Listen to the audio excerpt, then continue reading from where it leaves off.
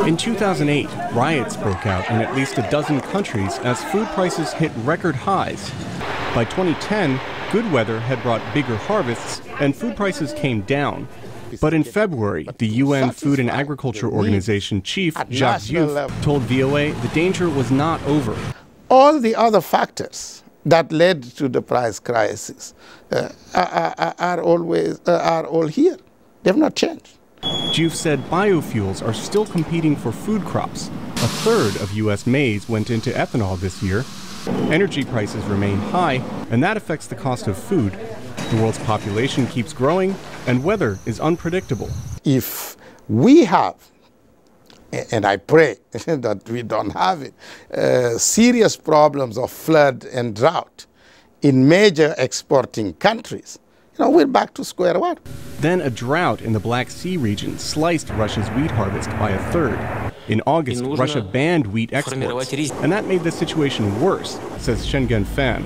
He heads the International Food Policy Research Institute. It is a drought that triggered the Russian ban, and it's a Russian ban that triggered the wheat price increase. Prices vary by region, but the FAO says that global prices of wheat and maize have increased almost 50% over last year. Experts predict even higher prices next year. They have still not returned to where they were 2 years ago, thanks largely to grain stocks that were bigger this year than in 2008. But Fan says there's no guarantee for coming years. I think we really need to take some urgent actions.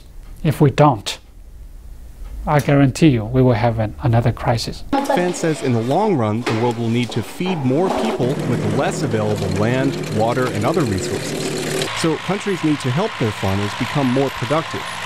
In the short run, markets are watching the weather in South America. Bad harvests there could push prices up further.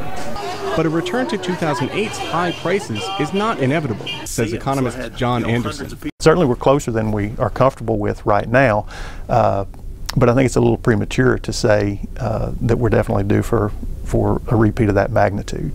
Anderson says farmers have responded to high prices by planting more, and barring more weather catastrophes, that should eventually bring prices down. He says this is not the first time farmers have faced this challenge. We've had growing population and limited resources for the last 10,000 years, and we've managed to deal with that through innovation and improvement in our technology. But it will take time before improvements affect market prices, he says. In the meantime, he expects food prices to rise at least a little over the next several months. Steve Baragona, VOA News, Washington.